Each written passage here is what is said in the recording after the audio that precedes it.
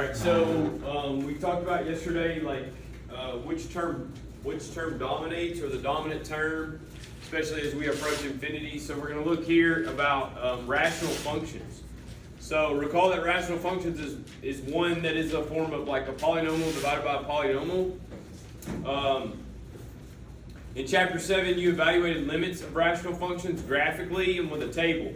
Today you're going to develop a new strategy to evaluate limits of rational functions.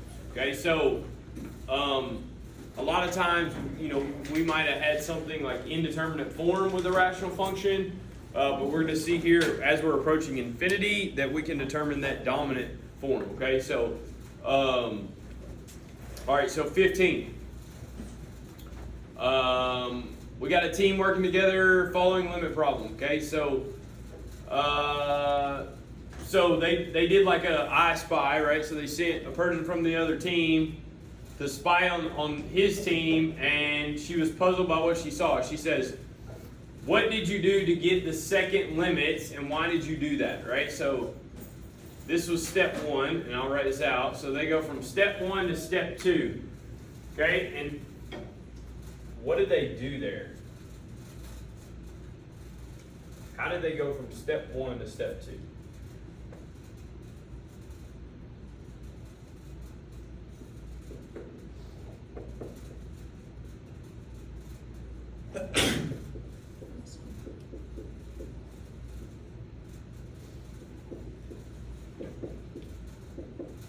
So they had that, and then they go to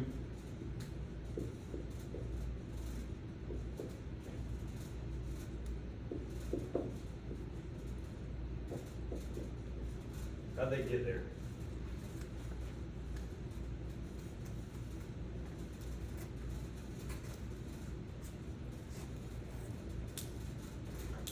How did they get there?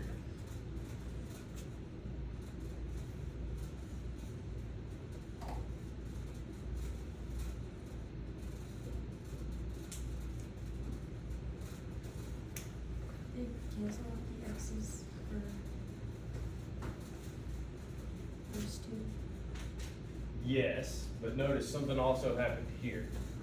Because you can't, right? We can't just cancel those out because you're adding and subtracting, right? Like, it's not all multiplication and division. So what did they do?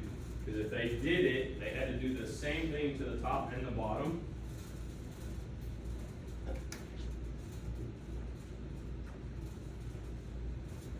And they had to do it to every term. So in order to get this to go away, they had to do what? Divide by x cubed. So if you divide by x cubed goes away, leaves you 2, and then what happens over here? You're left with what? Yeah, 1 over x. What about down here? You divide by x cubed. What happens? This becomes 1. This becomes 3 over x squared. Okay, so they just divided, okay, by x cubed. Cool. All right, so what else here?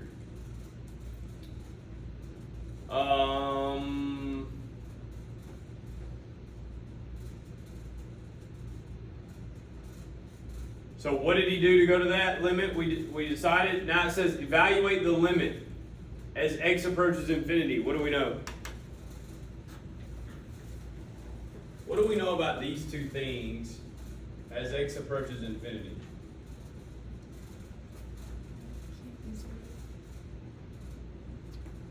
As x approaches infinity. So as this number gets really, really big,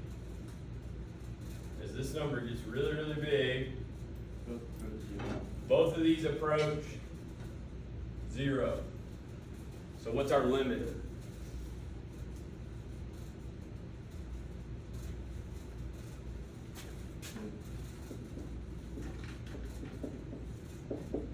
What?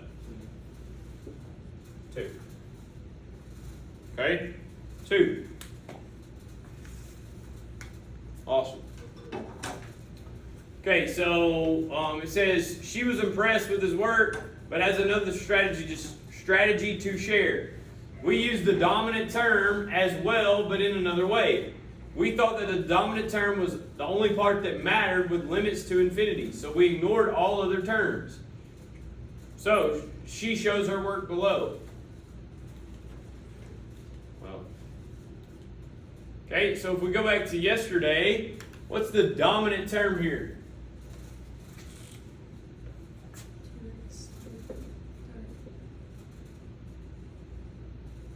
2x to the third, that's the dominant term, sure. What's the dominant term down here? Yeah, x cubed, right? So if those are the only terms that matter, they then go to this step, right? Just the dominance. So I said, okay, I have a limit as x approaches infinity of 2x to the third over x to the third. What happens then? X to the third does what? Cancels out. And you're just left with 2. So your limit is, 2. Does that make sense? So these cancel, and you're left with 2. Same process, right? Okay. So, it goes on to say, he is not convinced that her strategy will always work. The variable part of the dominant term is the same as the numerator, the same in the numerator and denominator in this problem. And I see a giant 1 in your second limit, right? You see the giant 1? Right? What happens when the dominant term is not shared in the numerator denominator, meaning it's not x cubed, x cubed. Okay? Okay, what if the dominant term is only in 1, right? He wonders. So investigate the following limits using both ways they did this. Okay, so let's see if we can do this both ways. So his way and her way, right?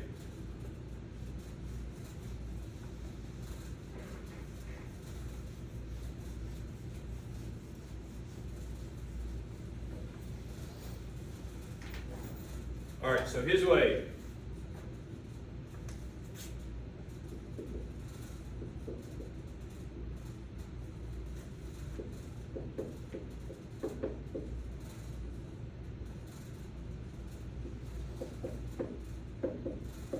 He would divide by the top by what?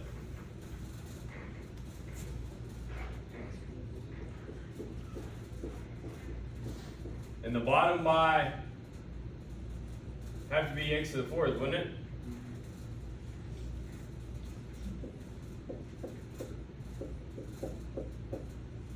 Okay, front row.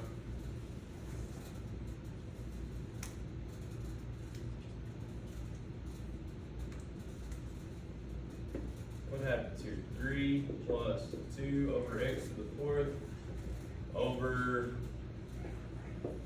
6 over x minus 2 over x to the third. What happens?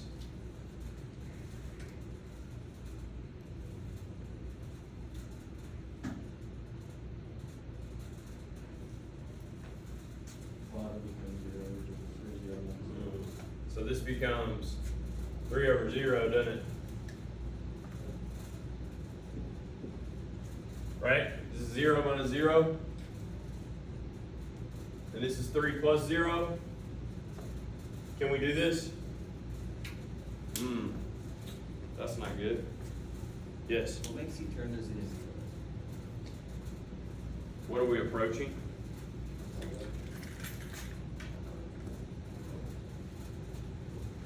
What's 6 over 1 million? Very small. 0. So we're 6 over 1 trillion. You get the point? Yeah. Okay. So we're approaching 0. So anytime you have something over infinity, you're approaching 0. All right. Cool. Good. Great question. Good. So that's a problem. Don't know. I don't know. Let's try her way. Right? So we take a limit at infinity. What's the dominant term? Yeah, this one and this one.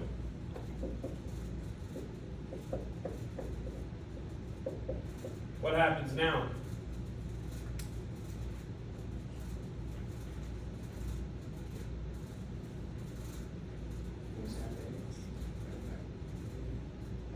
Yeah, so this becomes 1/2. X to the 4th, x to the 3rd. 3 of these go away and leaves me with 1. So 1/2 x. Sure, what is x approaching? So what's my answer?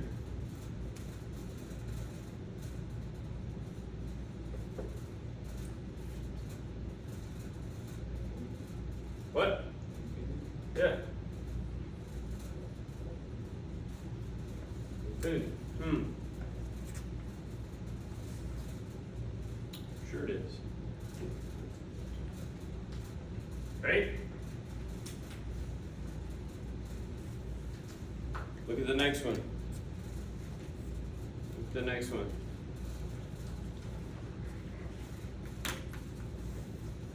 What's the dominant terms? What's the dominant terms? Okay, what happens?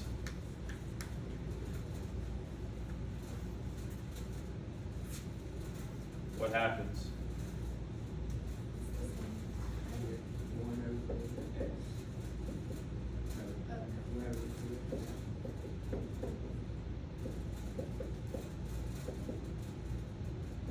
One over 2x, right?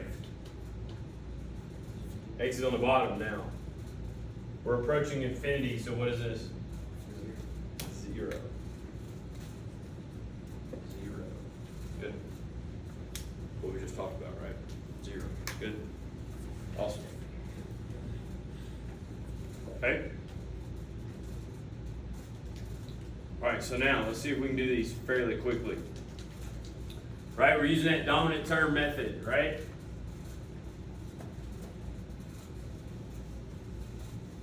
Look at this one.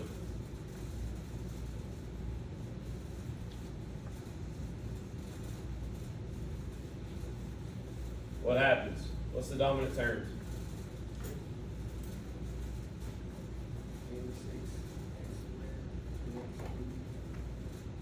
-6x squared and 2x cubed. What's going to happen? Where's the x going to be? Bottom. What's it approaching? Infinity. Infinity's on the bottom. My answer is 0. Good. 0. Okay. B. Dominant terms. Dominant terms. Yep. Good. What's going to happen? X cubes cancel. So I'm left with -6 over 2, which is -3. Good.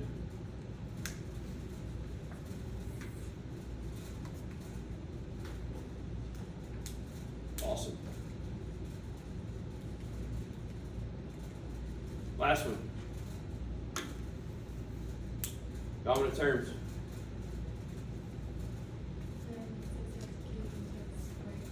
Good. What's going to happen? Yeah, it's going to be what? -6x over 2 or -3x as x approaches infinity. And so you said the answer was negative infinity. Awesome. Okay.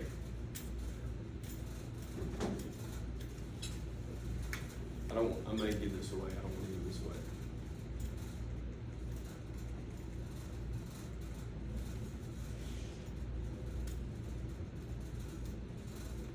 Okay. Look back at the previous problem. Where's the dominant term in each ratio?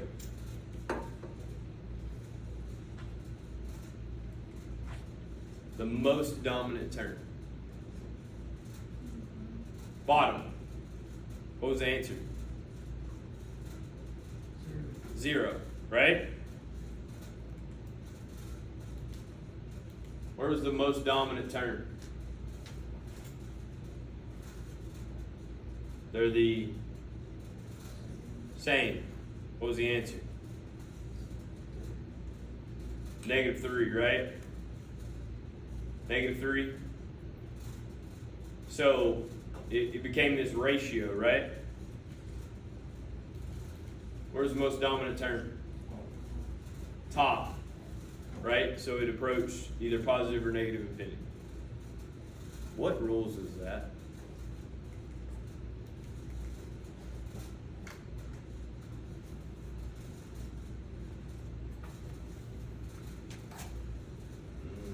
What's happening at infinity?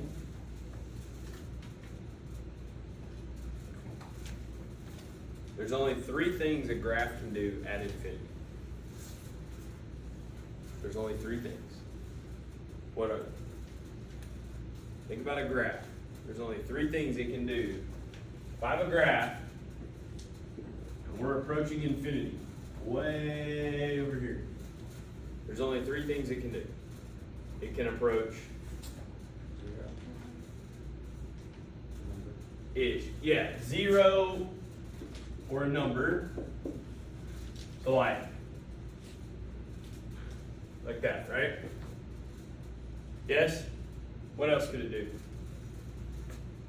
2 more. These should be the easy ones. Positive infinity or negative infinity. Yep. That's it. Okay? So there's a rule that's doing this. What do we have? It's doing this. What do we have? A horizontal asymptote. What were the rules?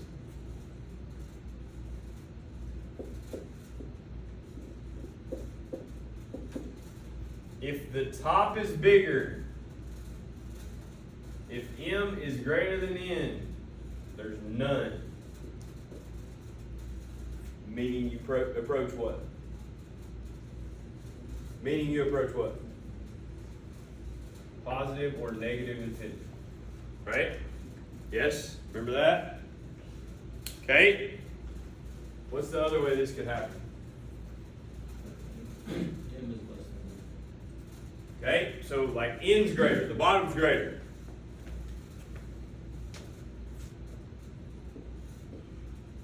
Then I have a horizontal asymptote at 0. Correct. The bottom's greater than 0. What's the other thing that could happen? M and N could be the same. Then it becomes, my horizontal asymptote is that number of the leading coefficient ratio. Or like, that's where I had that -6/2, so it was -3. Does that make sense? Okay, so think about this now, right? And my board cut off on me. Right, but think about this. Okay, think about those dominant terms. Give it a minute. Think about those dominant terms. We had -6x cubed over 2x squared. Right? What was this approaching? What was it approaching? What? Negative. Yeah. Top's bigger. Top's bigger. It's got to be positive or negative infinity. Right? Sure. Then you had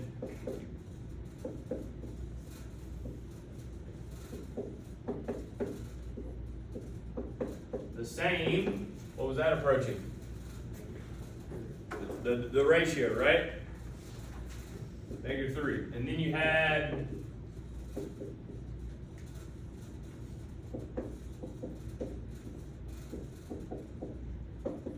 bottom bigger, you're approaching what? 0. Same rules. Okay, so those are actually where the rules were created.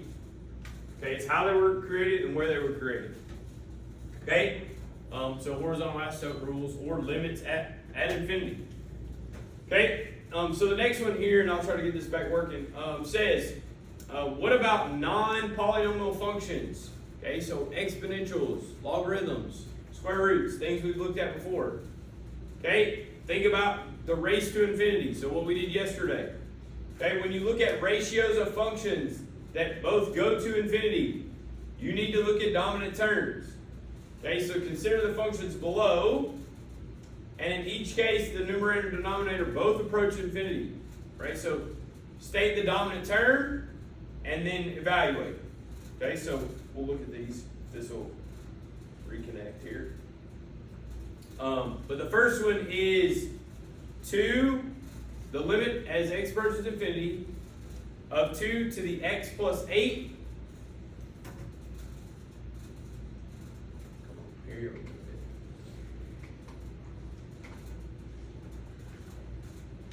Here. Over 3 to the x.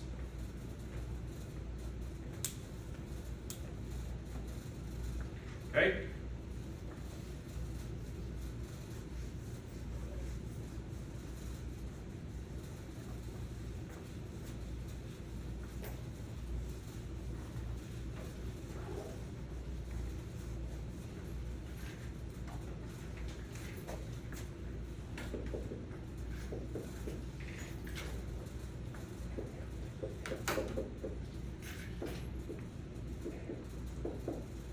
Okay, what do we think? What are we thinking? It's gonna be like plus or minus.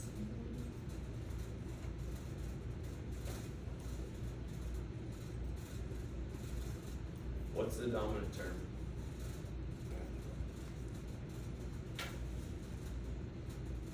Two x plus 8. Okay, 1.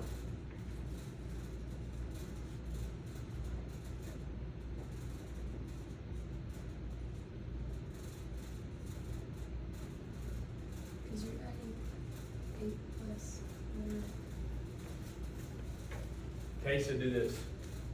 Great question. Do this. We're approaching infinity, correct? So we did this yesterday. Do 1,000,008. So this would be plus 8. Do 1,008. Will that work? Will 108 work? Yeah.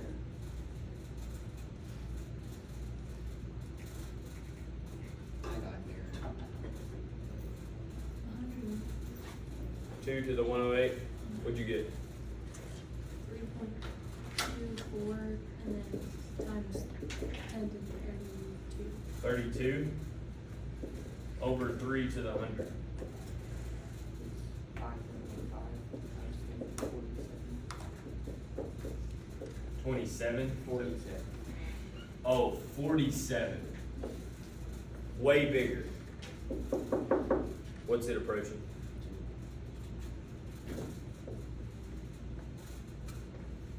Got me? So what's the more dominant term? Bigger base. Right? The bigger base that we talked about yesterday, right? 2 to the x versus 3 to the x. 3 to the x is bigger base, right? Cool. More dominant term. Okay, look at B. Look at B. Okay?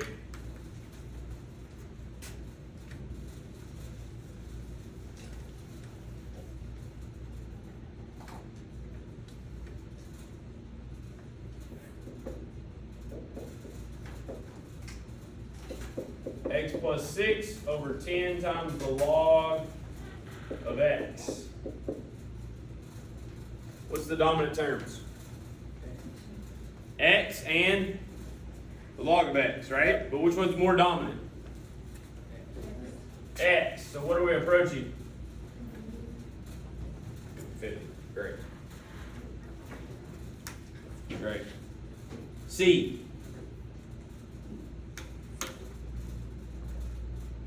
Right.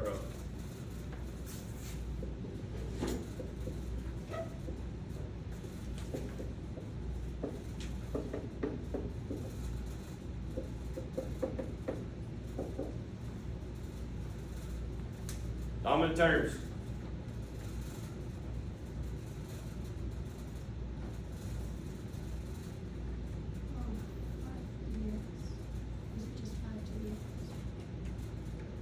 Okay. Here's where we can't forget log rules. If I have an exponent in a log, what can I do with that exponent? Correct. So this is x times the log of 5 over 2x plus 3. What's the dominant terms now?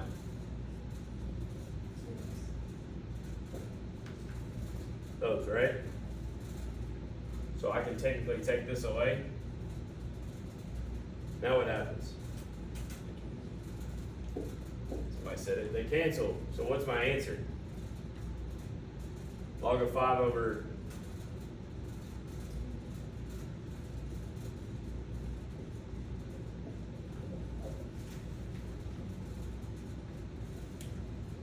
it's that ratio, right? It's that ratio.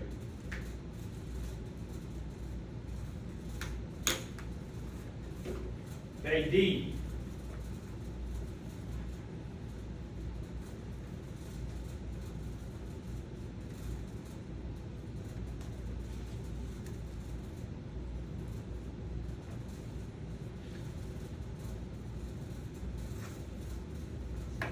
Got to do a little math here. So dominant terms.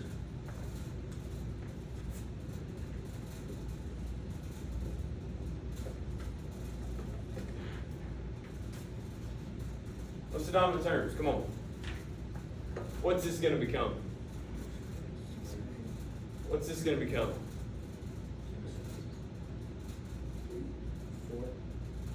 4 what?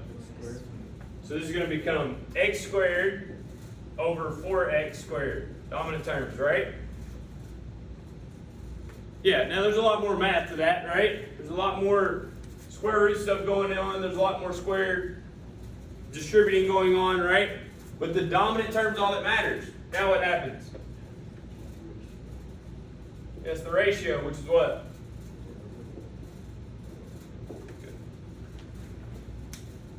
Good. Good. This is only for limits that approach what? Infinity, right?